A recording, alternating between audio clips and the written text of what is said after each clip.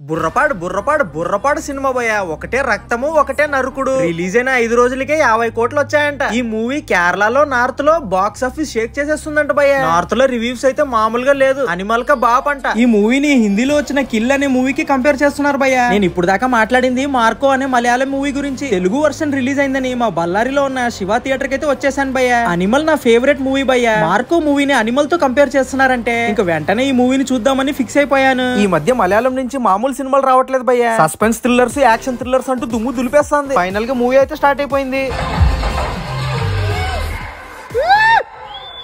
Introduction నుంచి మొదలు పెట్టాడు. ఒకటే నరుకుడు, కొంచెం కూడా గ్యాప్ లేదు భయ్యా. నరకడంతో పాటు స్టోరీ ఎమోషన్ కూడా ఉందిలేండి. ఇంటర్వెల్ వచ్చేసరికి మైండ్ హీట్ ఎక్కిపోయింది. మా ఫ్రెండ్ కి సంక్రాంతి లాంటి ఫ్యామిలీ ఎంటర్టైనర్ అని చెప్పి తీసుకొచ్చాను భయ్యా. పాపం ఫీల్ అయినట్టున్నాడు.